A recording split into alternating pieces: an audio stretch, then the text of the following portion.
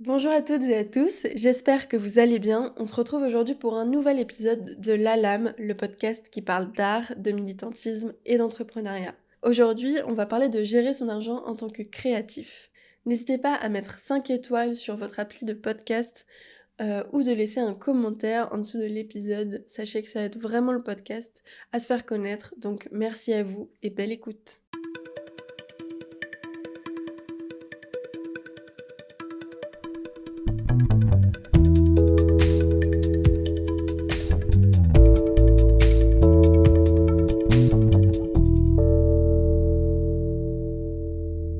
Aujourd'hui, je voulais vous parler d'argent parce que je trouve que c'est vraiment des lacunes qu'on a en tant que créatif ou artiste dans le domaine culturel.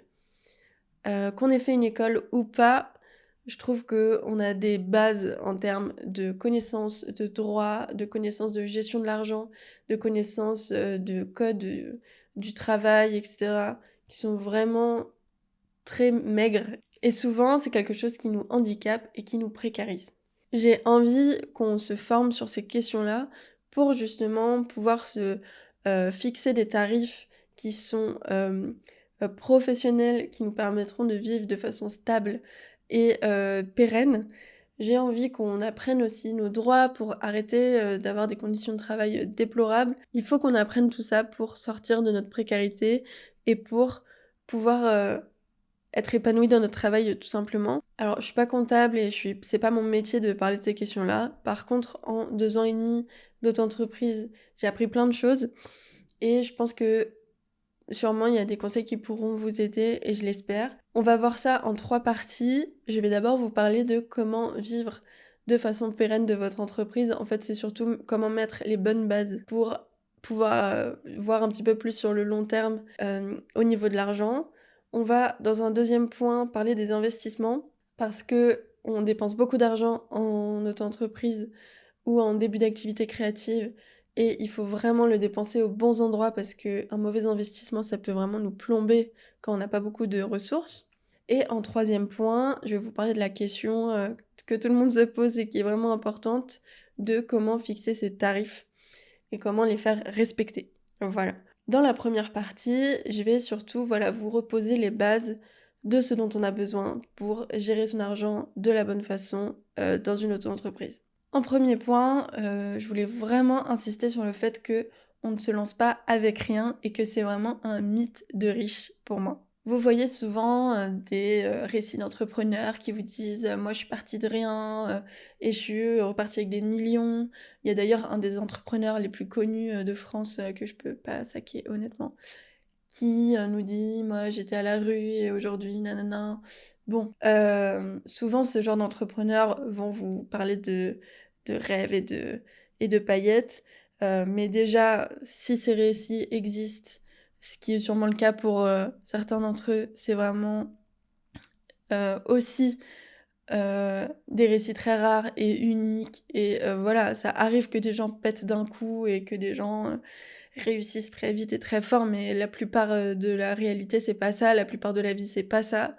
Et j'ai pas envie qu'on vende ça aux gens alors que en fait, c'est beaucoup plus compliqué dans les faits et je trouve que ça peut être vraiment dangereux et voilà, amener à des situations beaucoup plus critiques. Donc je pense qu'il faut vraiment faire attention et prendre tout ça avec des pincettes. Et aussi, il y a une très, très grande partie des entrepreneurs qui vont dire: «Ah, je suis partie de rien, machin», mais qui sont pas vraiment partis de rien, machin, justement. Je pense qu'il y a 2 choses qui comptent au début d'une entreprise, il y a l'argent et il y a le réseau.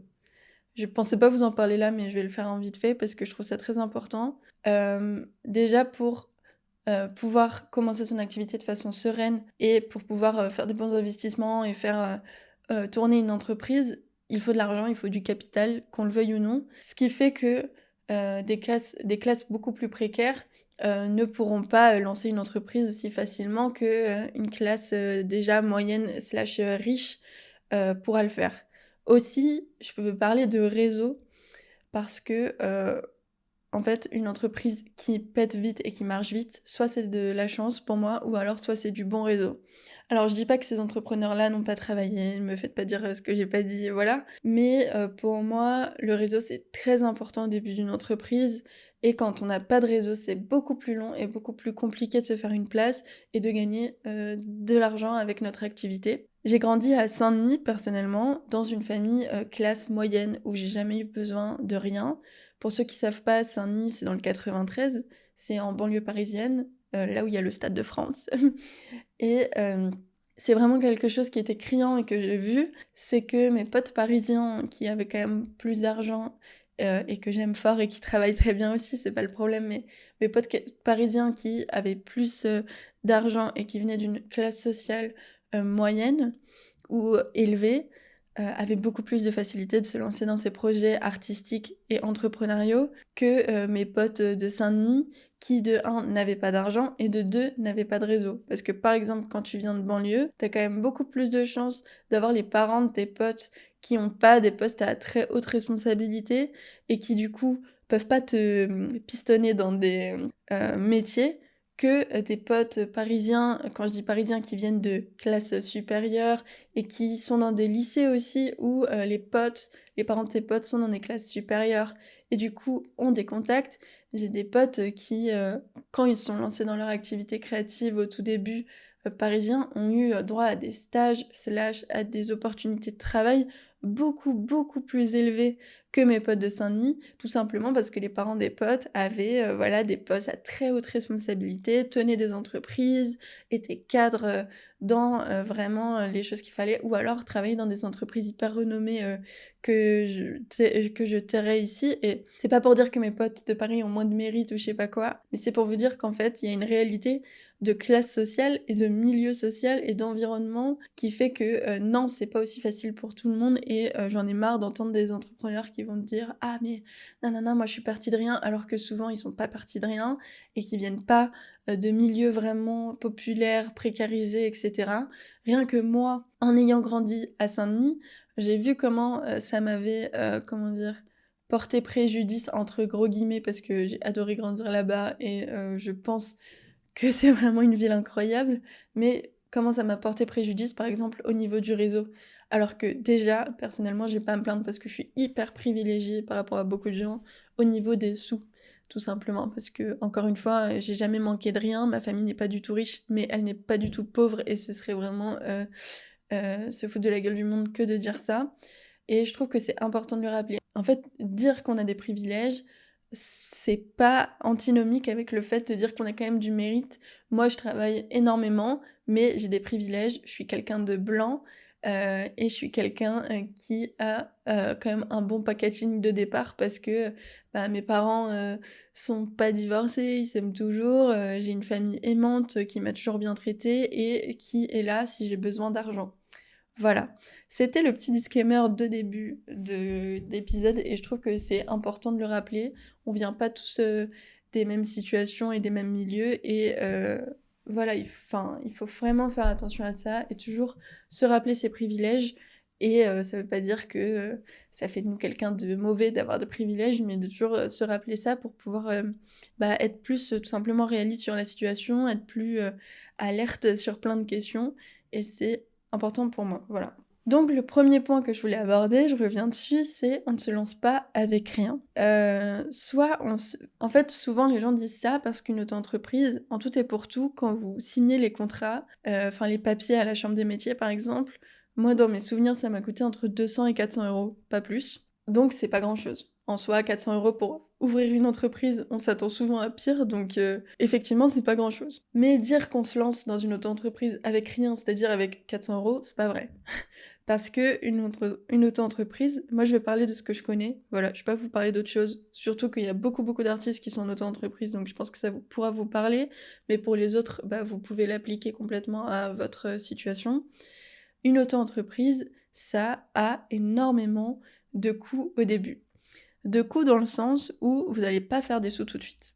Sauf, bien sûr, encore une fois, dans des récits incroyables et merveilleux, mais la grande majorité des gens prend environ 3 ans pour se faire un salaire. La première année, vous allez sûrement pratiquement rien gagner. La deuxième, vous allez gagner, un peu plus et être un peu instable, mais voilà. Et la troisième, c'est là où c'est censé quand même se mettre plus en place pour la plupart des gens et si c'est pas le cas, encore une fois, sachez qu'on est dans des milieux hyper compliqués, surtout si vous travaillez dans le monde de la culture et que c'est pas facile de faire une entreprise rentable, donc ne vous en voulez pas et n'ayez pas de culpabilité.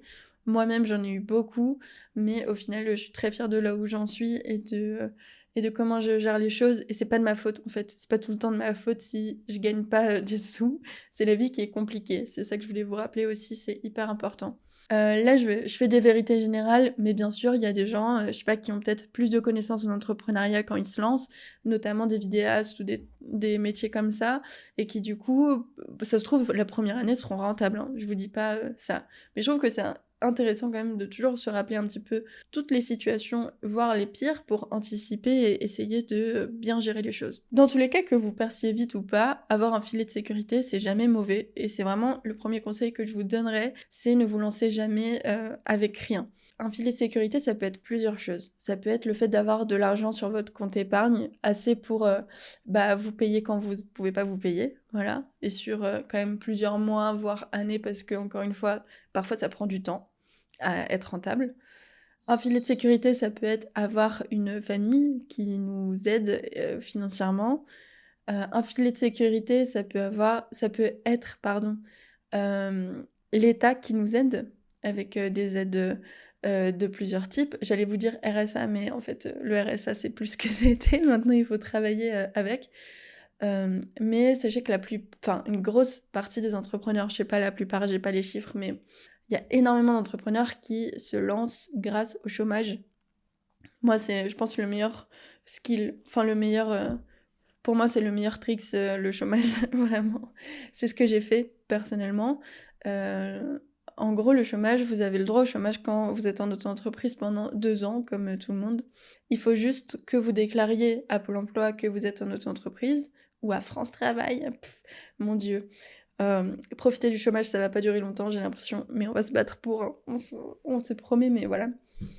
Du coup, il faut juste déclarer à Pôle emploi que vous êtes en auto-entreprise et que vous gagnez des sous.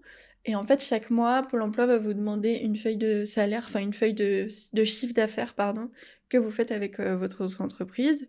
Et si vous faites de l'argent, ils vont vous donner moins de chômage, mais cet argent-là qu'ils vous donnent pas sera reporté pour les mois d'après. Vous aurez plus de droits, sur plus long terme. Et si vous gagnez des sous en entier, qui recouvrent votre chômage, ils vous donneront pas du tout d'argent. Et si jamais vous gagnez pas d'argent, ils vous donneront en conséquence.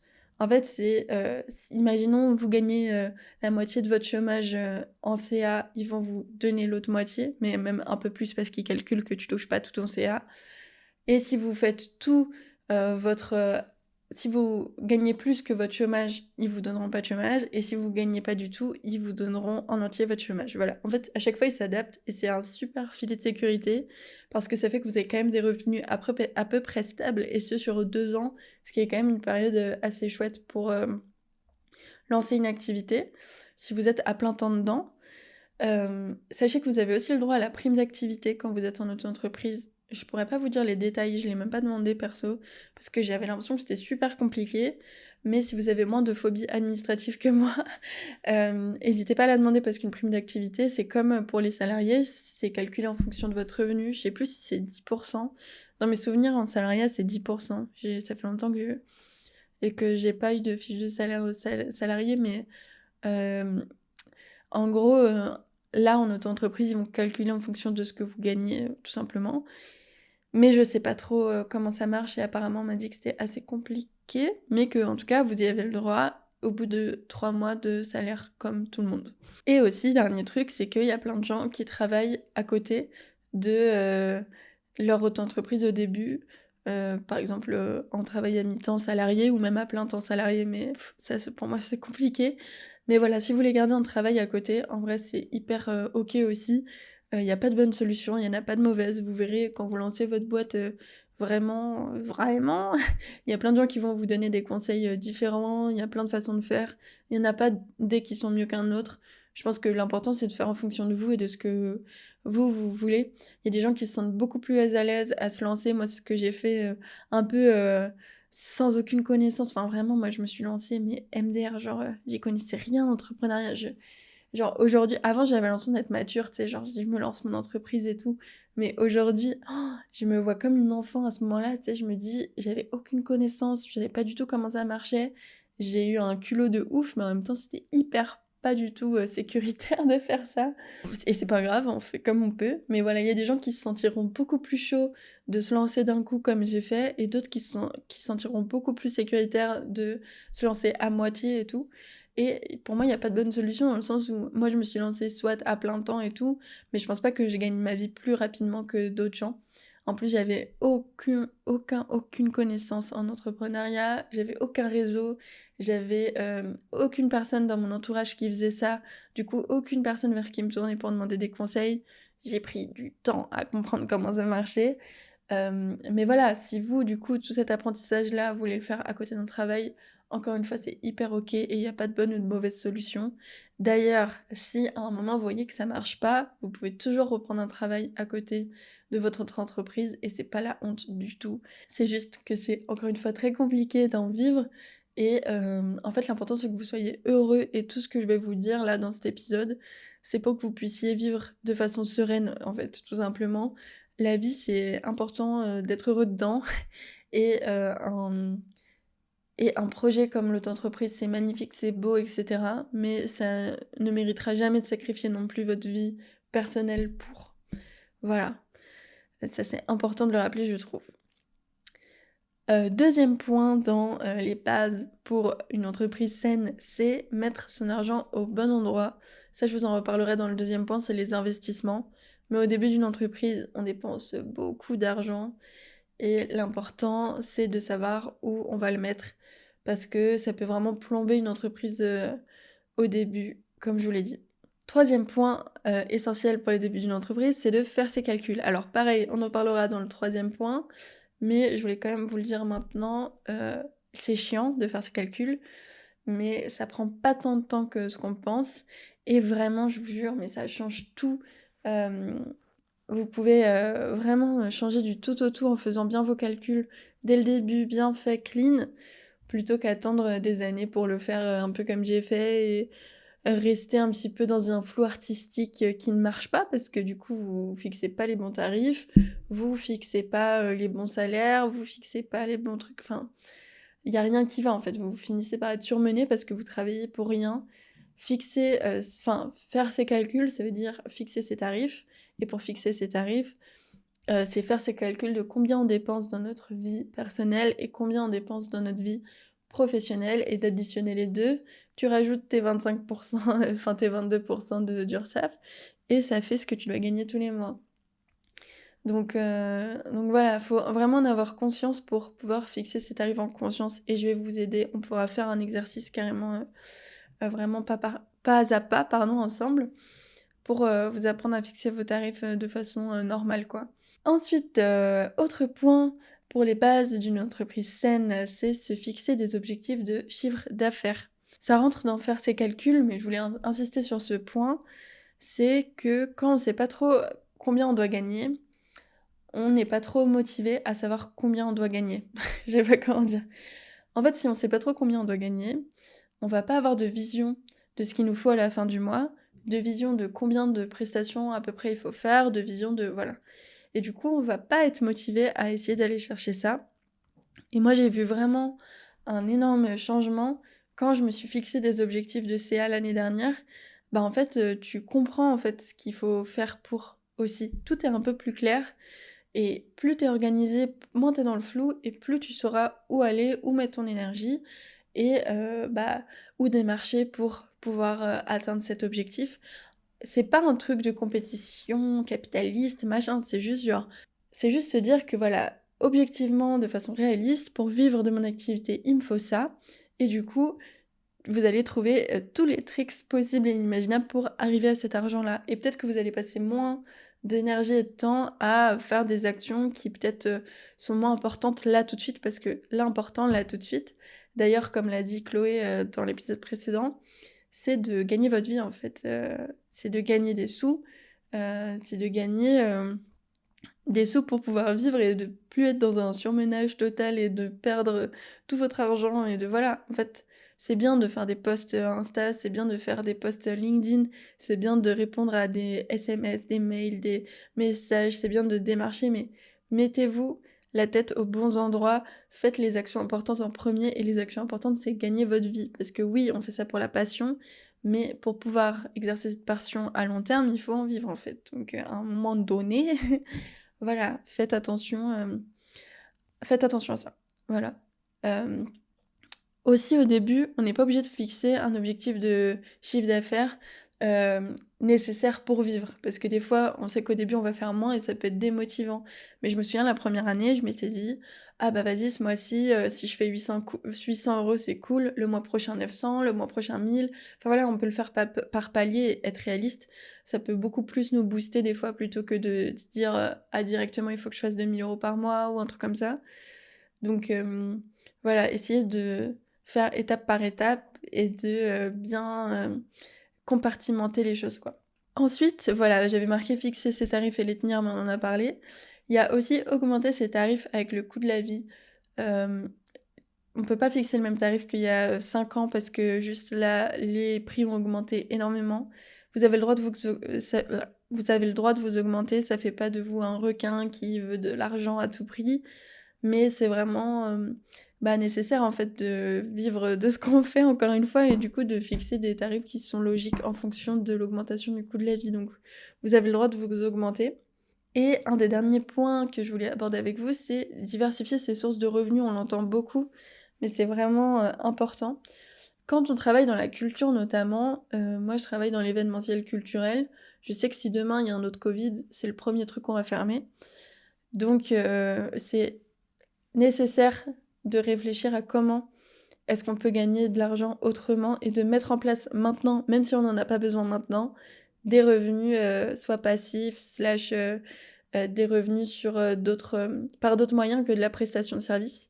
Parce que déjà la prestation de service, ça fait que vous, dépendez de vos clients, ce qui est très bien, hein, on adore les clients, mais les clients, on peut pas toujours, tout le temps vraiment, savoir quand ils seront là ou pas, on peut pas toujours tout contrôler et c'est important je pense d'avoir des sources même minuscules, même, ridicules, qui tombent chaque mois, quoi qu'il se passe et qu'il y ait que vous qui ayez un contrôle là-dessus. Une autre source de revenus, ça peut être par exemple Patreon, qui est un site internet où, vous, en gros, faites de la création de contenu, quelle qu'elle soit, un peu, au même titre qu'Instagram, mais c'est quand même avec un peu plus de valeur, où vous pouvez même mettre des podcasts dessus et cetera, contre, des abonnements chaque mois. En fait, vos abonnés vont, pour s'abonner, payer un tarif chaque mois. Il y a différentes barres de tarifs et vous choisissez ce que vous voulez. Mais du coup, ça fait que, comme sur Insta, vous allez créer du contenu tous les mois, mais vous allez être rémunéré pour. Et ça, c'est quand même super sympa. Moi, j'avoue que j'hésite à faire un Patreon, mais j'ai l'impression de juste pas avoir le temps et que j'ai quand même envie de continuer à partager sur Insta. Du coup, il faudrait que je crée un autre contenu en plus de mes contenus gratuits sur Insta et sur toutes les plateformes d'écoute avec le podcast. Mais du coup, bah, j'ai pas le temps de le faire et j'ai pas envie de sacrifier mes contenus sur Insta, LinkedIn et sur les plateformes d'écoute gratuites. Mais pour l'instant en tout cas. Donc pour l'instant je fais pas de Patreon, mais c'est vrai que si demain il y a un Covid ou je sais pas quoi, je pense que c'est la première chose que je ferai parce que c'est quand même une bonne façon de supporter les artistes. Et d'ailleurs, si vous êtes artiste et créatif, c'est vraiment la plateforme, une des plateformes numéro 1 niveau artiste et tout. Hein. Genre une grosse partie des gens sur Patreon, c'est vraiment des artistes qui sont là pour avoir un salaire tout simplement. Donc je vous conseille cette plateforme, tout le monde m'en parle en bien. Donc voilà, c'est vraiment un bon endroit je pense. Vous pouvez aussi faire une boutique en ligne comme j'ai faite. Warning, je vous le dis tout de suite, une boutique en ligne, c'est pas toujours rentable. Ça, je vous en ai parlé dans mon bilan. Mais une boutique en ligne, c'est pas toujours rentable. Moi, en tout cas à l'heure où je vous enregistrer mon bilan et à l'heure et à l'heure où je vous enregistre ce podcast, c'est-à-dire 2 semaines après, c'est toujours pas rentable. Mais je pense qu'une boutique en ligne, ça peut vous apporter un revenu en plus. Moi, c'est aussi que j'ai fait le choix, et ça j'ai oublié d'en parler dans le bilan, mais c'est aussi que j'ai fait un choix, c'est de de commander en avance, me faire un stock pour pouvoir vous faire des commandes personnalisées avec des petits goodies, etc.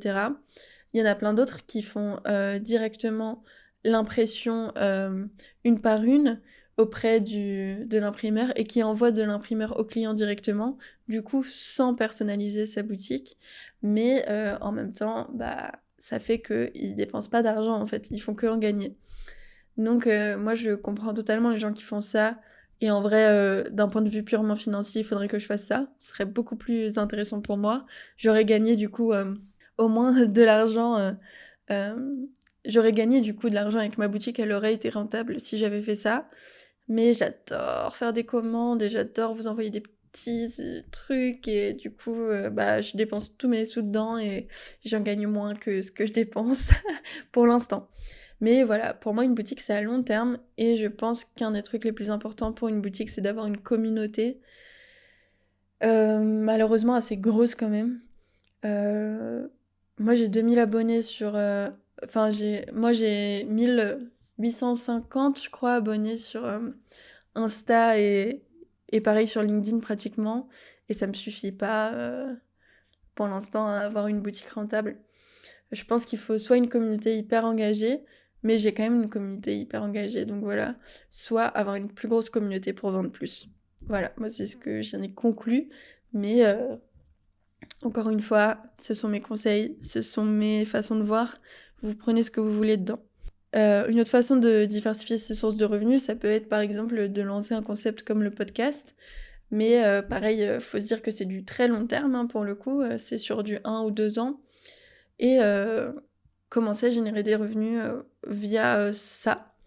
Moi, je sais que le podcast, je le fais vraiment par passion et parce que je pense que je peux aussi véhiculer des valeurs et mettre en avant des artistes incroyables avec. Et c'est vraiment mon projet, un de mes projets préf et je suis trop heureuse de l'avoir. Mais je suis réaliste aussi sur le fait que c'est aussi peut-être une façon à long terme de me faire un complément de salaire au moins, voire un salaire complet plus tard. Ça me prend énormément de temps et je pense que tout mon travail mérite salaire et j'aimerais aussi que ça devienne une de mes sources de revenus pour moins dépendre de mes prestations de services et de pouvoir dépendre de plus en plus de ma création de contenu à moi. Parce que c'est aussi un de mes buts plus tard, c'est de continuer la prestation de service, mais de façon amoindrie et que sur des projets qui me complètent et qui me font trop de bien et qui voilà. Et mettre de plus en plus en avant mes projets artistiques et mes projets de création de contenu. Et du coup, pour ça, il faut lancer et le plus vite possible. D'ailleurs, conseil, si vous avez des projets à long terme et tout, c'est pas grave si vous faites mal au début. Lancez-le le plus vite possible, c'est comme ça que ça va marcher. Ça sert à rien d'attendre en fait, d'être parfait, on sera jamais parfait, donc lancez-vous, je vous conseille vraiment de vous lancer. Et perso, le podcast, c'est vraiment un truc voilà, avec lequel j'aimerais me rémunérer plus tard pour pouvoir le faire à long terme et de façon qualitative et tout. Donc voilà, j'ai croisé les doigts, pour l'instant il est de plus en plus vu, même si les vues augmentent doucement, mais sûrement. Et l'important dans tous les cas, c'est que vous puissiez avoir du contenu qui vous plaise et qui vous aide sur des points. Et j'espère fortement que c'est le cas. Donc voilà. Donc diversifier ses sources de revenus, ça peut être, voilà, comme je vous l'ai dit, soit un Patreon, soit une boutique en ligne. Quand je dis un podcast, ça peut être un podcast, mais une chaîne YouTube ou ce genre de truc. Il y a tout ce qui est lien d'affiliation aussi. Donc c'est en description, je sais pas, vous allez parler d'un produit, en description vous allez mettre un lien. Vous pouvez en créer un lien d'affiliation et du coup sur chaque vente vous allez gagner un peu. Ça peut être du placement de produits, ça peut être de plein de choses. Mais avoir plusieurs sources de revenus, ça peut être aussi du stock d'images, mais pour moi le stock d'images ça marche pas du tout du tout. Genre tout le monde vous parle de stock d'images, mais je trouve que c'est la plus grosse arnaque de la planète. Donc je vous déconseille le stock d'images, voilà, je prends position. Mais voilà, ça peut être plein de choses, ça peut être du Fiverr aussi, ce genre de trucs en ligne, enfin voilà. Diversifier vos sources de revenus, ça fera que quand il y en a une qui va moins bien, et bah, les autres pourront prendre le relais. Et aussi, au sein de la prestation de service, c'est bien d'avoir un client à l'année ou 2 clients à l'année, qui vous payent beaucoup et tout. Mais il y a toujours des clients à côté parce que déjà, ça peut vite partir en salariat déguisé. Le salariat déguisé, c'est quand il y a un client, qui devient votre client principal à, enfin de façon hyper majoritaire et qui vous embauche pas en CDD ou en CDI. En fait, c'est illégal parce que ça fait que demain, du jour au lendemain, il peut vous lâcher et vous vous retrouvez avec rien. Donc voilà, faites attention à ça, vraiment diversifiez vos clients. Vous pouvez travailler beaucoup pour un client à l'année et c'est trop cool, mais si c'est le cas et que vous voulez travailler plus avec lui, pourquoi pas lui proposer, qu'il vous embauche?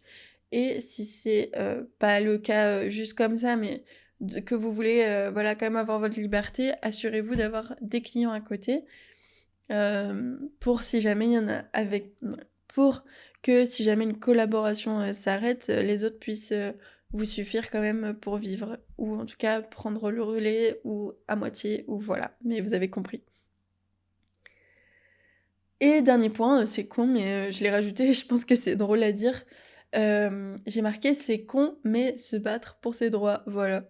En fait, pour vivre de façon, long terme, dans la culture, les gars, c'est compliqué donc va falloir qu'on, mène des batailles, hein, parce qu'à un moment donné, au vu de comment les choses se tournent, bah, on peut avoir peur et même aujourd'hui, on a déjà peur et on est déjà dans la galère et je pense que ça va pas aller en s'améliorant tout de suite si on fait rien.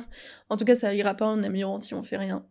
On est beaucoup, beaucoup, dans les mêmes cas et on est beaucoup à vouloir, se battre et à vouloir, changer les choses. Il y a plein de militants et de militantes, il y a plein d'assauts qui font des trucs incroyables, il y a plein d'artistes incroyables et enfin voilà, vous êtes pas tout seul et vraiment, on n'est pas tout seul et je vous invite vraiment à vous mettre en collectif. Je vous invite à rejoindre, des assos, je vous invite vraiment à, voilà, faire, du militantisme, à, rejoindre aussi des syndicats, à vous battre pour vos droits. Vous avez le droit de vous battre pour vos droits, voilà. Mais, c'est vraiment voilà, c'était juste le petit mot que je voulais vous dire, c'est important pour moi. Battez-vous, on va y arriver, plus on est de fous, plus on rit, comme on dit, donc voilà, venez en manif. OK, deuxième grosse partie de ce podcast, on va parler des investissements. Je voulais vous parler des investissements car, comme je vous l'ai dit avant, les investissements, c'est très important. Dans une activité créative notamment, je pense qu'on a tous des grosses dépenses de matériel, n'est-ce pas? J'imagine, par exemple, les make-up artistes devoir acheter, je sais que les valises des make-up artistes, ça coûte super cher, mais devoir acheter et renouveler très souvent leur, matériel. J'imagine, les peintres, acheter et renouveler très souvent leur matériel. Je sais que les photographes et les vidéastes, ils renouvellent peut-être un peu moins souvent que les make-up artistes, mais on renouvelle quand même beaucoup et surtout, on a du matériel qui coûte un cul, genre vraiment, c'est si cher, c'est vraiment si cher donc je sais qu'on a des grosses dépenses, tous et toutes, quel que soit notre domaine, hem et peut-être plus ou moins en fonction du domaine aussi, hein. Je pense que, les photographes et les vidéastes, on est parmi, les plus coûteux en termes de matériel, mais je pense qu'on a tous, voilà, des dépenses et quand on commence et qu'on n'a pas beaucoup d'argent et qu'on va pas avoir de revenus avant quelque temps, il faut savoir faire les choses étape par étape et les faire bien et moi, c'est un truc que j'ai vraiment fait très mal. Je pense que c'est un des trucs que j'ai fait le plus mal, c'est où je mettais mon argent. Donc il y a plusieurs questions à se poser, il y a plusieurs choses à faire pour, faire de bons investissements et je vais vous les lister, tout de suite. Alors déjà, il y a la question de quoi j'ai vraiment besoin? Là, tout de suite, maintenant, quand je suis en auto-entreprise, à mes débuts par exemple ou maintenant, aujourd'hui, quelles sont les prestations que vous proposez? Déjà, vous êtes censé avoir fait votre client idéal, vos prestations, vos offres, vos trucs, c'est censé être, carré, vous savez sur quoi vous allez travailler normalement et il faut vous concentrer uniquement sur ces 2, 3, 4 offres que vous proposez et vous dire: «Dans ces 2, 3, 4 cas, de quel matériel j'ai besoin?» Commencez pas à acheter du matériel pour si jamais un jour vous faites un shooting artistique dans un lac et que en fait non, genre ça on verra à ce moment-là. Mais aujourd'hui, maintenant, si vous faites du concert, de quelle focale vous utilisez, enfin quelle focale vous utilisez en concert ou de quelle focale auriez-vous besoin pour votre concert. Si vous faites du mariage, qu'est-ce que vous utilisez comme matériel? Si vous faites du portrait, qu'est-ce que vous utilisez en matériel? Est-ce que vous avez le bon matériel? Si c'est le cas, il n'y a pas besoin d'en racheter, vraiment. Attendez de déjà rentabiliser celui que vous avez avant d'en racheter. Et si c'est pas le cas et que vous voulez vraiment améliorer votre qualité de photo et que c'est important pour vous d'acheter un nouvel objectif, vraiment réfléchissez très fort à lequel sera le plus utile et lequel est le plus urgent à acheter maintenant. Et si jamais vous en savez rien et si jamais vous avez aucune idée duquel est important et duquel est le plus urgent, n'achetez pas, mais louez par exemple du matériel. Vous avez plein de locations possibles. Là, je parle pour les photographes et vidéastes, hein, mais vraiment, je vais parler que de mon domaine parce que j'ai pas envie de parler des autres alors que je le connais pas. Mais je pense que quelle que soit votre activité, vous pouvez carrément le transposer pour vous aussi. Mais voilà, si je suis photographe et que j'ai aucune idée de quel matos j'aurais besoin le plus rapidement possible, mais qu'en même temps je sais qu'il m'en faut, je vais tester et je vais louer des trucs. Aujourd'hui, c'est ce que je ferais, alors qu'au début, c'est pas du tout ce que je faisais. Mais aujourd'hui, je vous conseillerais de vraiment louer, en fait, et de pas acheter votre objectif tant que vous êtes pas sûr que c'est celui-là dont vous avez besoin.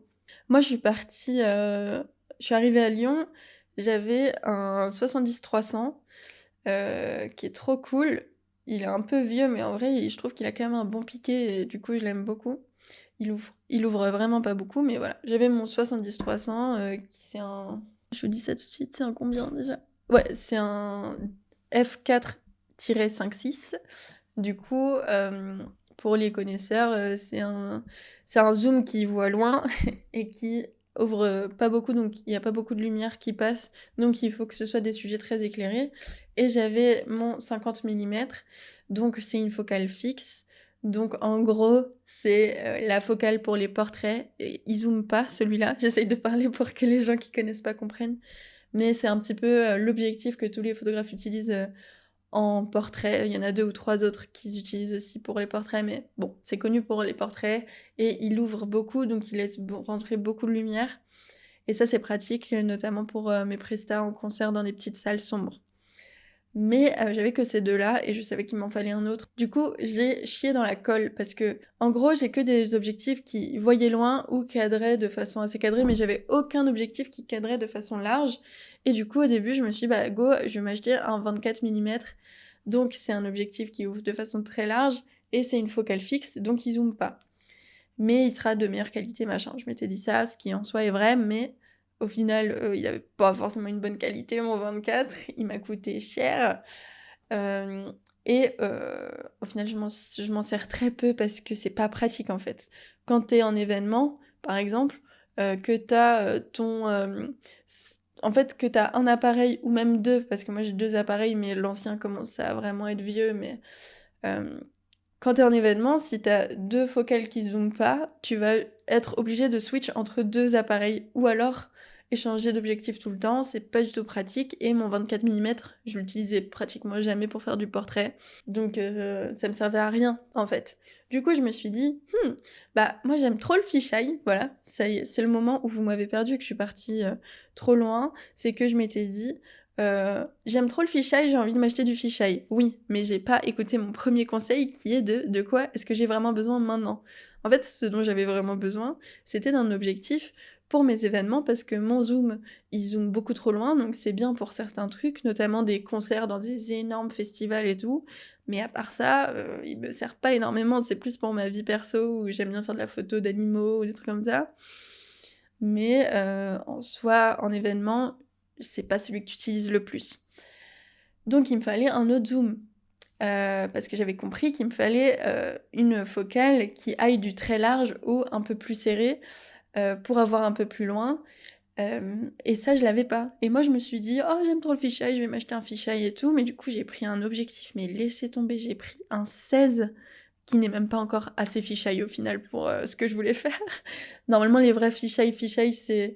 pardon, pour ceux qui savent pas, un fisheye, c'est un objectif J'espère que je vous ai pas trop perdu ici parce que je me dis, il y a plein de gens qui s'en foutent, mais c'est un objectif, vous savez, ça s'appelle, un peu vision de poisson là, œil de poisson. En fait, c'est comme quand vous regardez dans votre porte et que ça déforme totalement, les côtés. MDR, j'ai été prof de photo, mais je peux même pas expliquer ce que c'est un fisheye, avec des mots simples. Mais en gros, un fisheye, c'est, vraiment très, très large et c'est ce qui va déformer, des images un peu rondes et tout, c'est trop cool. Mais les vrais fisheye, c'est du 10 mm. J'avais du 16 mm. Bref. Bon, ça m'a saoulée. J'ai acheté un objectif horrible. Donc, j'ai quand même dépensé de l'argent pour 2 objectifs horribles. Euh, En sachant qu'un objectif, même d'occasion, si vous l'achetez en dessous de 500 balles, vous avez de la chance. Donc, voilà, je vous laisse imaginer l'argent que j'ai dépensé. Et ça, c'est juste un exemple parmi les autres, mais c'était pour vous dire qu'aujourd'hui, là, avec tous les événements différents que je fais, avec tous les portraits différents que je fais, avec tous les trucs que je fais, les objectifs dont j'ai vraiment, vraiment besoin, c'est juste mon 50 mm de très bonne qualité que j'avais au tout début et que j'ai jamais regretté d'avoir. Pour mes portraits, j'utilise beaucoup celui-là et pour mes photos dans des petites salles qui sont très peu éclairées et pour les événements un peu normaux d'entreprise ou les photos un petit peu du quotidien, même pour tout et n'importe quoi, j'utilise maintenant mon 24-70 que je viens d'avoir. Et voilà quoi, j'ai pas besoin de plus. Donc, par contre, si je veux un petit peu m'amuser, je vais avoir mon zoom qui zoome super loin. Celui-là, je le regrette pas non plus et je l'aime trop. Et si je veux vraiment du luxe, j'en ai d'autres dans la tête, des objectifs, notamment justement toujours un fisheye mais en focale fixe. Et cette fois, j'apprendrai de mes erreurs, mais j'investirai quand j'aurai vraiment besoin. Et un 35 mm, parce que je trouve ça vraiment trop beau en focale fixe aussi. Mais voilà, ça c'est des rêves.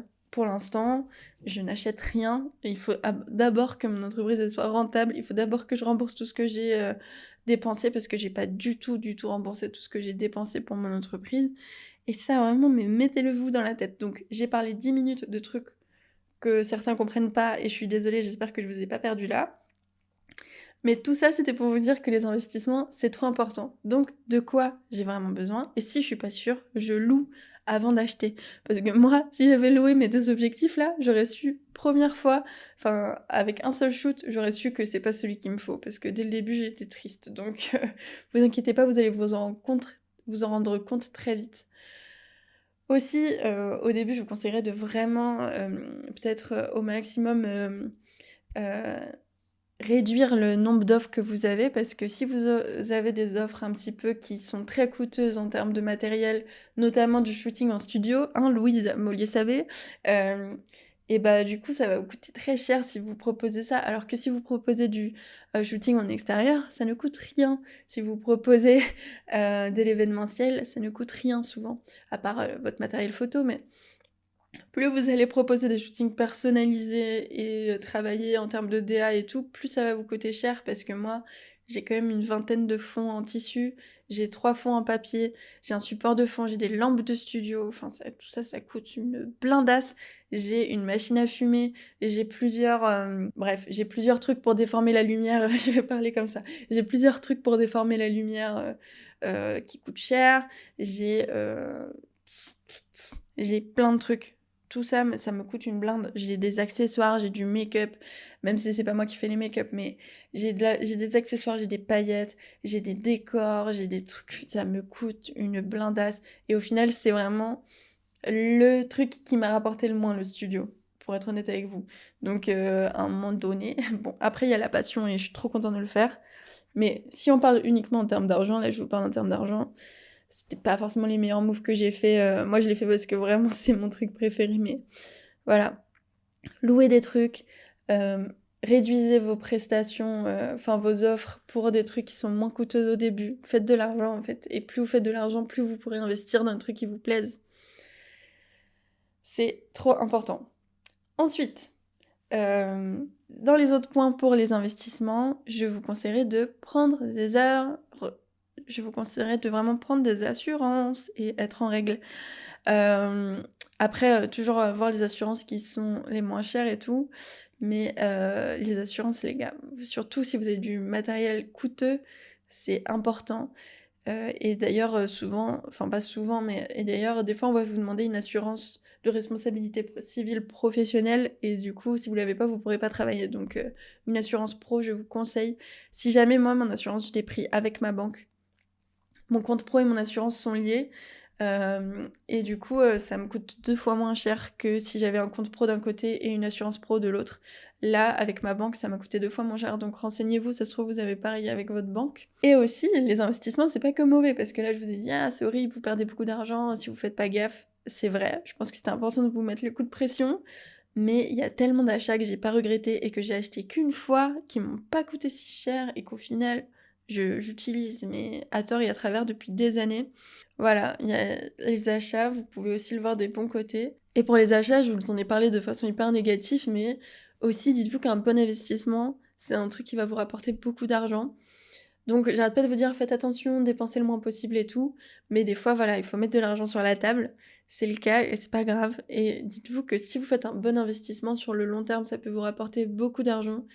Hem, Beaucoup d'argent encore une fois, voilà. Ça peut vous rapporter, vraiment beaucoup plus donc dépensez des sous mais en conscience. C'est ça que je voulais vous dire surtout.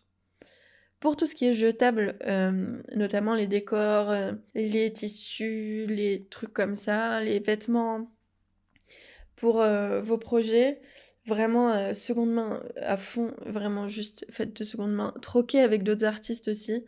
D'ailleurs, j'avais fait un groupe Facebook de troc il y a quelques années, sur Lyon notamment, pour les artistes. En gros, le but c'était de pas du tout vendre, mais de juste proposer à donner ou demander si vous avez besoin des décors, vêtements, des trucs, pour vos projets et qu'entre artistes, on se troque des trucs. Parce que moi, j'ai des potes qui ont des trucs de ouf, moi j'ai des trucs de ouf, mais dont je me sers plus et autant qu'on se les échange et je me dis: «Si à plus grande échelle on fait ça, et on propose ça et bah, du coup, il y aura beaucoup plus de possibilités que vous trouviez, votre perle rare aussi, même sinon en se les prêtant parce que des fois, tu as besoin pour un shooting. J'ai prêté plein de fois, des fois en tissu pour des shootings. On m'a prêté déjà, des décors, des petits items, des trucs comme ça. Donc n'hésitez pas surtout à, par exemple, bah, vous mettre sur le groupe de troc si vous venez de Lyon, je vous le mets en description et sinon, ah voilà, échanger avec d'autres artistes, et voilà, demander, des choses. Pareil pour les lieux, demander des lieux, il y a plein de lieux qui pourront vous les prêter gratos, ou pour, peu de prix et tout, plutôt que créer tout un décor de A à Z, juste, aller démarcher les gens, souvent on vous dit oui, hein, je vous jure. Aussi, il y a les formations. Moi, je suis pas trop contre investir dans les formations. Je trouve que c'est une bonne chose, les formations d'entrepreneurs et tout. Alors, avoir lesquelles et cetera. Mais, comme je vous l'ai dit, on a tellement pas de connaissances en entrepreneuriat qu'au final, moi, si tu me donnais 10 000 € là, pour tout recommencer et que je devais recommencer depuis le début et tout, je pense que je prendrais une formation parce que ça ferait que j'avance beaucoup, beaucoup plus vite. On m'a parlé de certaines formations, j'ai pas envie d'en parler ici parce que, bah, moi je les ai pas faites et du coup, j'ai pas envie de vous conseiller des choses que j'ai pas faites. Mais franchement, renseignez-vous autour de vous s'il y a des gens qui ont suivi des formations d'entrepreneurs, des trucs comme ça, ou écouter des podcasts d'entrepreneurs. Moi, il y a quand même, des trucs comme The Bee Boost par exemple, je leur fais quand même pas mal confiance parce que, leurs podcasts, je les écoute depuis super longtemps et ils sont quand même super bien. Et on m'en a parlé d'autres, mais il existe beaucoup de formations et des fois on a peur de mettre 1 000 € dans une formation, alors qu'en fait on va gagner énormément de temps et du coup d'argent, sur plein d'autres aspects, en la suivant et en gagnant de l'argent beaucoup plus vite que si tu avais galéré tout seul à essayer de comprendre comment ça marche le monde de l'entrepreneuriat et pas y arriver donc voilà, les formations je trouve que c'est pas forcément, mal et aussi, investir dans des domaines où tu es vraiment nul. Si tu as les sous et la possibilité de le faire, investis dans, un webmaster, si tu es nul en site web, investis dans un graphiste si tu es nul en graphisme, investis dans une personne qui fait ta DA, si tu es nul en DA, investis dans les choses où tu nul dans lesquelles tu es nul. Pareil, si j'avais de l'argent, autant qu'à mes débuts là, j'aurais pas du tout mis mon argent au même endroit. J'aurais acheté beaucoup moins de trucs, mais j'aurais demandé beaucoup plus d'aide en fait et ça aurait été beaucoup plus rapide, je pense, ma «croissance» entre guillemets. Donc voilà, c'est les conseils d'investissement que je voulais vous faire et pareil, n'hésitez pas à revendre, les choses que vous avez achetées qui sont nulles, parce que dans tous les cas, vous allez pas vous en servir. Alors même si vous êtes en mode: «Oui, mais ça va me donner que 400 balles alors que je l'ai acheté 600». Oui, mais ça fait 400 balles, tes 600 €, sinon ils vont mourir dans ton armoire, ça sert à rien. Donc voilà, c'est aussi un truc que je me dis à moi-même parce que j'ai du mal à me séparer des choses honnêtement. Donc voilà, c'était les conseils que je voulais vous donner au niveau des investissements et on passe à la troisième partie que tout le monde attend.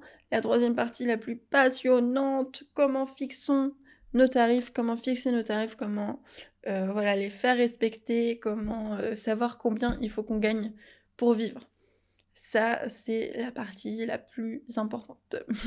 Il y a 2 façons, de fixer vos tarifs et je pense que vous pouvez utiliser les 2 pour, ensuite ajuster entre vos 2 résultats qui normalement devraient pas être très éloignés.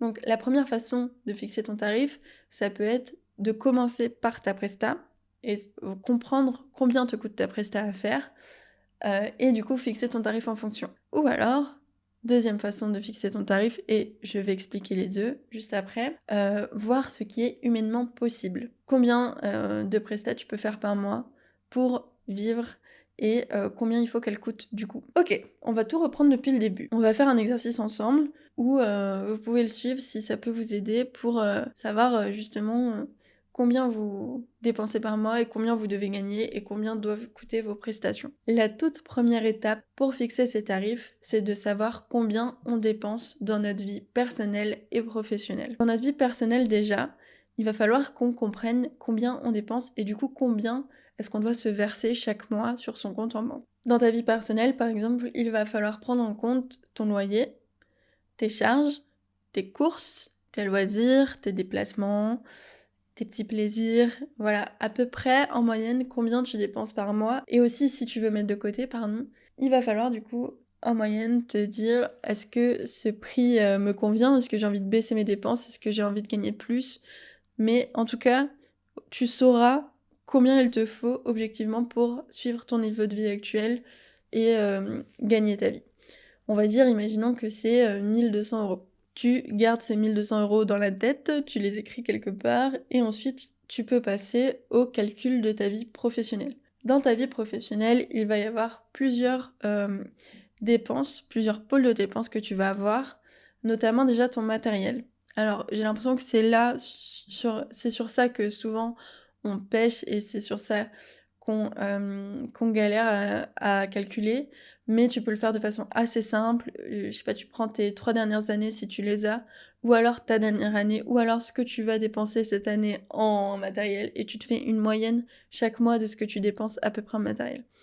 Voilà. Moi, j'ai pris par exemple les 3 dernières années d'auto-entreprise où j'ai dépensé des sous en matériel et j'ai ramené ça à l'année et ensuite j'ai ramené ça au mois. Ça me fait une somme et cette somme, je vais l'ajouter à mes 1 200 €. Donc là, sachez que je vous donne des sommes fictives, c'est pas ça dont moi j'ai besoin pour vivre, mais on va dire que voilà, à tes 1 200 €, tu vas ajouter 200 € par mois. Donc on est à 1 400 €.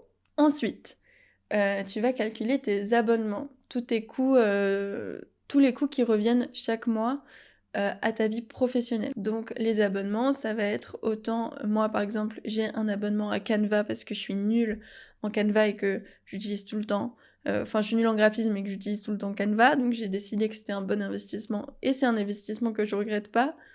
J'ai, aussi un abonnement, j'ai aussi un abonnement Freebie, c'est un logiciel, de devis/facture/trésorerie en ligne. Alors j'utilise que pour les devis et les factures perso, je suis pas du tout à jour sur le reste, mais c'est vraiment trop bien fait et je pense que si je faisais ma compta vraiment bien, je pourrais le mettre plus à jour aussi, pour ma trésorerie et tout. Je vous conseille vraiment Freebie, c'est pas très cher je trouve et c'est vraiment, très utile. Enfin, au moins vous êtes, tout le temps dans les règles et ça c'est cool. Donc voilà, j'ai mon abonnement pour mes factures, j'ai mon abonnement pour mon compte pro, j'ai mon abonnement pour mon assurance pro, j'ai mon abonnement aussi pour, mes logiciels de montage, Photoshop, tout ce que vous voulez. Voilà, j'ai plein de pôles de dépenses, différents et en fait, bah, je vais tout simplement les additionner et voir combien ça me fait par mois. On va dire encore 200 € pour les abonnements chaque mois. Donc on est à 1 600 €. Ensuite, il va falloir compter le fait aussi qu'en auto-entreprise, vous n'avez pas de vacances, de congés payés. Pour ça, il va falloir établir à peu près le nombre de semaines que vous aimeriez prendre en vacances, chaque année. Donc imaginons que vous voulez partir 7 semaines, dans l'année. Vous avez votre salaire, personnel que vous voulez vous, verser qui est de 1 200 €. On va partir du principe que quand vous êtes en vacances, c'est bien quand même que vous touchiez votre salaire comme un congé payé et du coup, vous allez vous dire: «Bon, bah, pour gagner 1 200 € pendant cette semaine, de vacances, il va falloir que je les fasse quand même et du coup, quand je travaille pas, il faut que quand je travaille, il faut que je mette dans l'année 7 semaines de salaire de côté pour pouvoir me payer quand je travaille pas». Du coup, on va faire tout simplement 1 200 € divisé par 4, ça va ramener à la semaine et on va faire fois 7 pardon et du coup, on est à 2 100 €. Si, j'ai mes 2 100 € à faire sur, 10 mois et demi parce que le reste je suis en vacances, ça va me ramener à, bah, tout pile encore 200 €, que je dois gagner chaque mois pour pouvoir, me faire, 1 mois et demi de vacances, avec un salaire normal. Donc voilà, ça c'est encore des sous qu'on met de côté. Donc, sur notre compte professionnel, on va se dire: «Il faut que je gagne mes 1 200 € plus mes 200 €, d'abonnement, plus mes 200 € de matériel et plus mes 200 € de vacances». Donc ça va nous faire, 1 800 € à gagner, chaque mois. À ça, on va ajouter aussi le fait que la vie, c'est pas facile et que potentiellement, il peut nous arriver des bêtises. Donc on va dire qu'on a envie de mettre 200 € par mois de côté aussi sur notre compte professionnel, si jamais. Voilà, donc ça nous ramène à 2 000 € par mois. Donc on sait, chaque mois, qu'il faut qu'on fasse 2 000 €. Mais on sait aussi qu'on a des taxes URSSAF. Les taxes URSSAF sont élevées à 22 et du coup, il faut qu'on fasse plus que 2 000 € parce que si on nous enlève 22 de notre chiffre d'affaires, on va pas gagner 2 000 € nous, à mettre dans les différents pôles dont on a parlé juste avant. Donc on va calculer le fait qu'on nous enlève, 22 d'URSSAF et du coup, il nous faut, une somme supérieure pour quand on nous enlève les 22 de cette somme supérieure, on arrive à 2 000 € et j'ai calculé, ça nous fait à peu près 2 560 €. Donc maintenant, vous savez que, on va dire, vous devez faire 2 600 € par mois de chiffre d'affaires pour pouvoir être, stable parce que vous mettez un petit peu de sous de côté sur votre compte perso, sur votre compte pro. Être stable aussi parce que, chaque mois vous avez, votre salaire, chaque mois vous remboursez votre matériel, chaque mois, vous pouvez aussi mettre de côté pour partir en vacances, et aussi payer vos taxes URSSAF et cetera. Donc ça va être des calculs que vous devrez faire. Là, j'ai fait un petit calcul, fictif rapide, mais voilà, ça prend un peu plus de temps, mais je pense qu'en une après-midi, vous êtes complètement capable de le faire et du coup, arriver à vous, votre chiffre d'affaires, idéal, en tout cas. Moi, j'ai un chiffre d'affaires idéal, mais cette année, j'ai fixé un chiffre d'affaires en dessous de mon chiffre d'affaires idéal parce que je pense que j'arriverai pas à mon chiffre d'affaires idéal tout de suite. Voilà. Donc ça peut être une façon de calculer vos tarifs qui est assez simple et rapide. C'est que une fois que vous savez combien vous devez gagner chaque mois, une fois que vous connaissez votre CA idéal et que vous savez que, voilà, pour vivre et vraiment vivre de façon, pas non plus riche, mais juste pour pouvoir vivre de façon normale, il vous faut ces 2 600 €. Vous allez pouvoir, découper vos prestations en fonction. Et du coup, vous vous demandez qu'est-ce qui est humainement possible. Je prends un exemple. Chaque prestation va avoir son prix et chaque prestation va avoir un prix différent parce qu'il prend, plus ou moins de temps, plus ou moins de matériel, plus ou moins aussi de création artistique et voilà. Et du coup, pour être logique, il va falloir, créer des tarifs qui sont, réalistes en termes de possibilités, de nombre de prestations. Tout simplement parce que on va dire que, imaginons j'ai mes 2 600 €, obligatoires, à faire chaque mois. Je reprends ma calculatrice, pardon. J'ai mes 2 600 € à faire chaque mois. Si je me fixe, si je fixe le fait que faire des books pour des comédiens, je les fais à 150 €. En sachant qu'un book pour un comédien, ça demande de parler avec le client, de faire la photo, de retoucher les photos, de lui demander des retours, et cetera, et cetera. Si tu les fais en sachant qu'un book, ça te prend plus qu'une après-midi, moi je dirais, on va dire 6 heures, 7 heures de travail, même plus en soi, mais on va dire entre une grosse après-midi et une journée, il en faudrait 17 si tu fixes à 150 € ton book, alors que tu sais que tu dois gagner 2600 € par mois. 17, c'est énorme, il faut trouver les 17 clients, vraiment, déjà, voilà, bon courage. Et en plus, ça prend beaucoup trop de temps et ça te rapporte pas du tout assez. Et tu seras en plus dans le stress de pas trouver tes 17 clients à chaque fois, c'est l'enfer. Alors que, imaginons que tu te dis que 10, c'est humainement possible de faire, des books, 10 books dans le mois, et bah, du coup, tu vas tout simplement faire ton chiffre d'affaires divisé par 10 et ça va te faire 260 € le book, ce qui, je trouve, est un prix très respectable et c'est vraiment dans le marché. Voilà. Ça, tu vas pouvoir le faire avec toutes tes prestats. Imaginons un mariage qui te prend la journée à shooter et 3 jours de post-prod. Combien tu peux en faire dans le mois? On va dire que tu peux en faire 2 parce qu'il faut en trouver 2 déjà et que voilà, ça va te prendre même plus de temps parce que souvent, tu vas aussi rencontrer les mariés avant, tu vas voir leur retour, tu vas faire beaucoup de post-prod. Quand je dis une journée de mariage, des fois tu finis à 2 h du mat, enfin voilà. On va dire que tu peux en faire 2 dans le mois, hop, 1300 balles, ton mariage. En fait, c'est con, mais ça peut être une façon de, de calculer tes tarifs, en fait. Voir ce qui est humainement possible. Et ça, c'est vraiment important, parce que là, on va étudier l'autre façon de calculer tes tarifs. Et je pense que, encore une fois, c'est important de faire les deux. Mais il faudra toujours que tu regardes après ton deuxième calcul, là, que tu regardes si c'est OK aussi avec ce truc de humainement possible.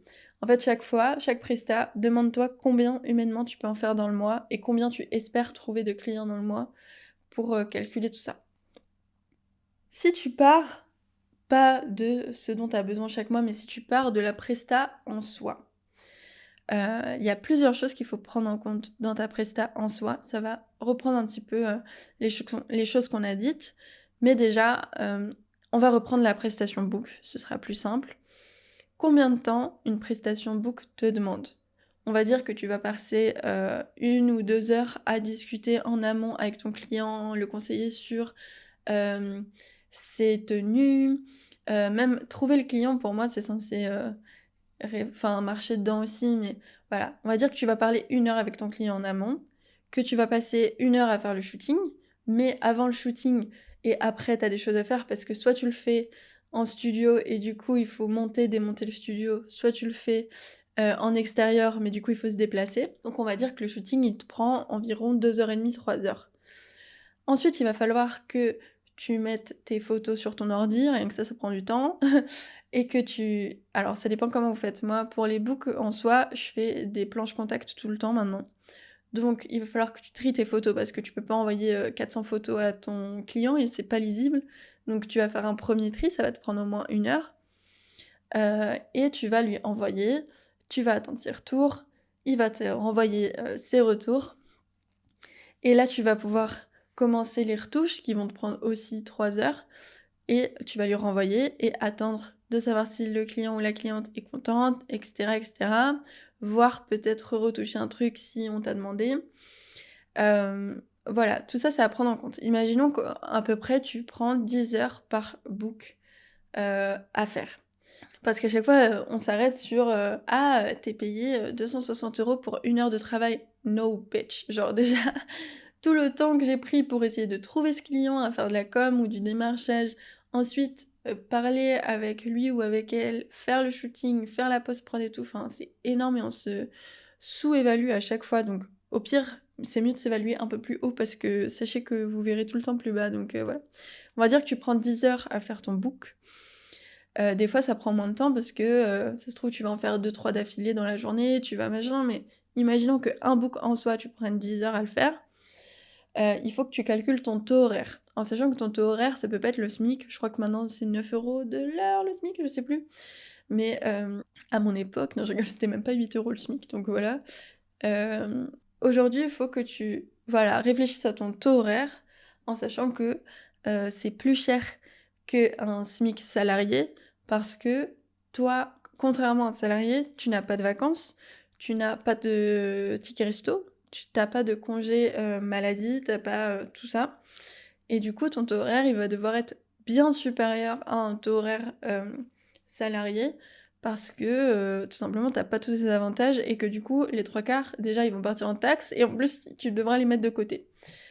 Un taux horaire à peu près, normal, je pense pour un freelance, sans le matériel et tout ça, hein. Je dirais, on va dire au moins 25-30 € de l'heure, et du coup, tu fais ça fois 10.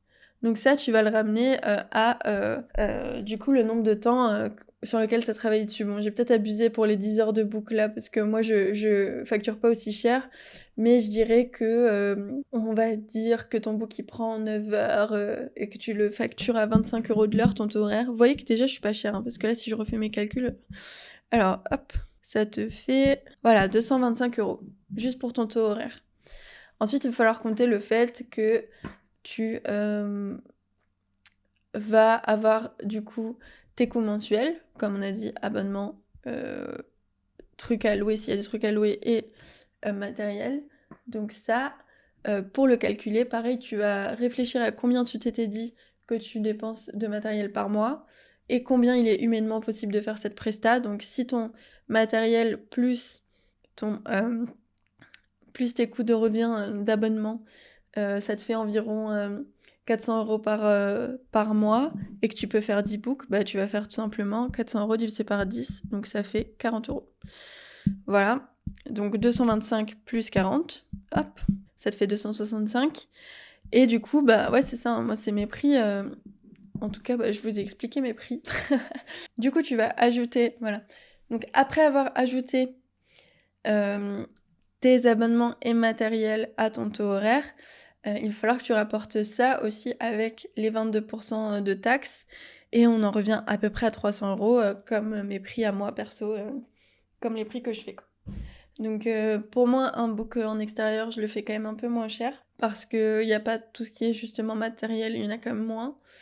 Et je fais 300 € pour mes books en studio parce que je peux pas être en dessous. Enfin, vous voyez qu'au final, tu tellement d'argent à dépenser que que c'est pas énorme.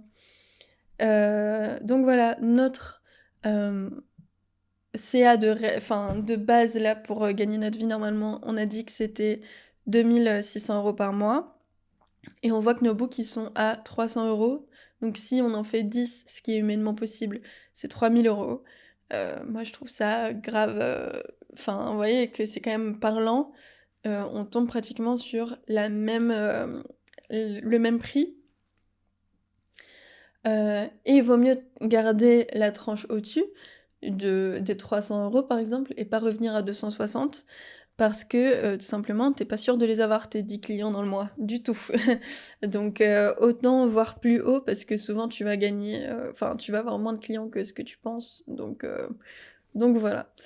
Et 300 €, tu peux les mettre aussi et c'est important aussi de les mettre en perspective du marché. Voilà, si vous savez pas comment, fixer vos tarifs, bon là je vous ai quand même donné pas mal, d'exercices, avec étape par étape et tout, mais si vous avez peur de faire quand même des résultats, de tarifs, trop bizarres, trop chelous et bah, par exemple là tout à l'heure je vous ai dit mariage 1 300 €, en vrai c'est pas très cher pour un mariage du tout, mais ça commence, voilà, par 1 300 € si tu fais la journée. Voilà, si t'as peur de tomber sur, des résultats qui sont what the fuck et que t'es pas sûr, bah, regarde le marché, en fait. Il y a plein de photographes, de vidéastes, il y a plein de make-up artistes, il y a plein de gens, en fait, qui mettent leurs tarifs en ligne. Bah, vraiment profites-en et regarde-les. C'est pas pour les copier, c'est pas pour machin, mais c'est bien justement de pas être en dessous du marché et si t'es au-dessus, en vrai, bah, c'est la vie, mais si t'es en dessous, c'est grave parce que ça veut dire que tu vas pas gagner assez parce que promis, déjà même les prix que tu vas avoir en ligne, ils seront sûrement pas très élevés et les gens ils gagnent pas très bien leur vie. Alors en plus si t'es en dessous, laisse tomber. Donc voilà, je pense que c'est important de rappeler que, heu tout le monde se sous-paye souvent et du coup, même si tu as l'impression que c'est des grosses sommes, au final, tu verras qu'il y a très peu qui viennent dans ta poche, à la fin. Pour résumer cette partie, j'espère vraiment que j'ai été claire. Je m'en rends pas du tout compte parce que, tu sais, c'est en parlant et en machin. C'est beaucoup plus facile d'expliquer à des élèves quand ils sont en face de toi et que tu as un tableau pour tout écrire bien. Mais je vous conseillerais de vraiment noter tout ce qui a été dit parce que c'est plus simple et plus imagé. Mais du coup, pour résumer, comme je vous l'ai dit, il y a les deux façons là de fixer vos tarifs. Soit on part de la prestation de base et on calcule notre taux horaire en sachant qu'il doit être plus élevé que le SMIC, slash nos coûts mensuels, slash nos matériels, slash nos vacances et tout. Et du coup, on voit combien ça va nous faire en termes de prix de prestat. Et soit, et je vous conseillerais encore une fois vraiment de faire les deux, on part plutôt de combien je dépense dans ma vie perso, combien je dépense dans ma vie pro, combien je dois mettre de côté, combien, etc., etc. Donc calculer en fait notre chiffre d'affaires idéal et ensuite le découper et le mettre en perspective du prix de nos prestats pour voir combien de prestats on va avoir besoin de faire pour atteindre ce CA. Et si vous avez peur que ce soit pas le bon prix, je vous conseille d'aller voir ce que font les autres parce que souvent vous allez avoir une idée des prix qu'il faut fixer en fonction du marché. Dernière chose, attention, dernière chose, moi j'ai parlé de prestation de service, mais dans la prestation de service, des fois il y a aussi des droits d'auteur. Je vais être honnête totalement avec vous, je suis absolument nulle sur cette question. Mais si je peux vous orienter un peu, qu'est-ce que c'est que les droits d'auteur? C'est que quand vous faites une création, notamment artistique, bien sûr, pas pour des photos de mariage, pour moi il n'y a pas de droit d'auteur sur des photos de mariage, mais peut-être que je dis de la merde, mais moi je facturerai jamais des droits d'auteur pour des photos perso pour des gens. Mais imaginons vous travaillez demain pour une entreprise ou pour un projet ou pour une asso ou pour des artistes ou pour nanani nanana et que vous leur apportez une création artistique ou alors que vous leur apportez des images qui vont être vues et utilisées pour que eux se fassent de l'argent ensuite, genre sur un site internet où ils vendent des trucs, sur des affiches publicitaires, etc. Vous avez le droit à des droits d'auteur. Les droits d'auteur, qu'est-ce que c'est? C'est simplement une somme d'argent qui va vous être apporté en une ou plusieurs fois en fonction de plein de choses, en fonction de comment l'image va être diffusée, sur combien de temps et à quel but. Et voilà, imaginons vous faites un logo pour la bouteille de Coca-Cola originale, vous n'allez pas gagner les mêmes sous que si vous faites un logo pour le petit plombier de la ville. Voilà, c'est pas les mêmes campagnes publicitaires, c'est pas la même échelle. Et du coup, il va falloir calculer vos droits d'auteur en fonction. Mais comme je suis une grosse, énorme brêle sur la question, je vais fermer ma bouche parce que j'ai déjà beaucoup parlé. Et je pense que je ferai un épisode spécialement sur ce sujet-là, sur ce thème-là. Si jamais vous connaissez des conseillers, j'ai vraiment envie que ce soit quelqu'un de professionnel qui travaille là-dedans pour que la personne ne dise pas de bêtises, qui serait chaud de venir sur le podcast pour en parler, bah écoutez, ce serait avec grand plaisir. Donc n'hésitez pas. Voilà. J'ai marqué aussi comment faire respecter nos tarifs, mais ça on en parlera peut-être un autre jour parce que ça commence à être long. Mais vos tarifs, vraiment, sachez que plus vous allez accepter les négociations dessus, plus ça va vous plomber votre activité et il vaut mieux travailler peu, mais bien payé et payer à hauteur plutôt que travailler sous-payé ou travailler gratuitement parce que sachez que ça va faire que vous allez dépenser plus d'argent que ce que vous en gagnez pour votre prestat alors que vous travaillez, genre.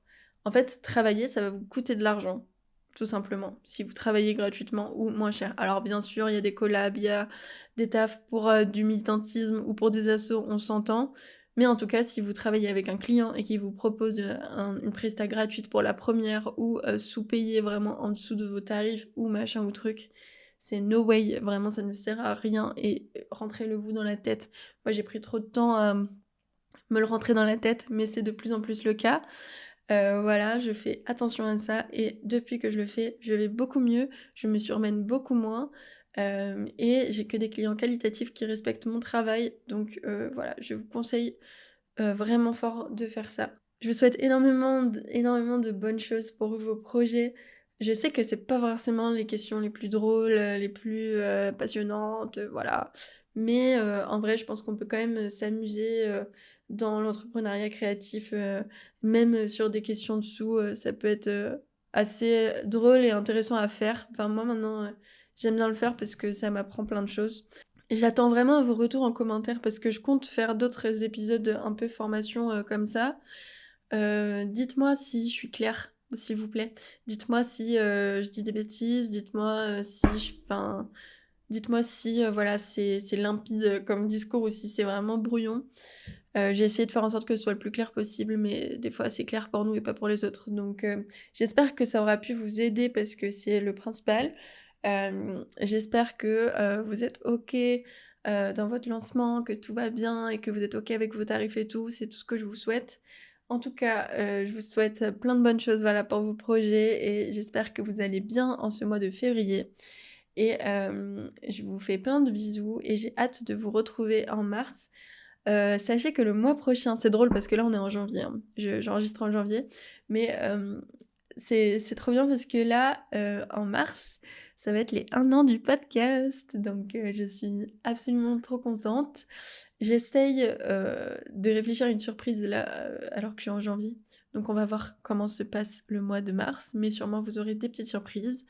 En tout cas, voilà, je suis trop contente, de faire ce projet avec vous. Il prend de plus en plus forme et je me sens de mieux en mieux dedans. J'espère que vous vous sentez bien, aussi à l'écouter. Je vous fais plein de bisous, j'ai trop hâte de vous retrouver et je vous dis à très bientôt pour un prochain épisode de ciao!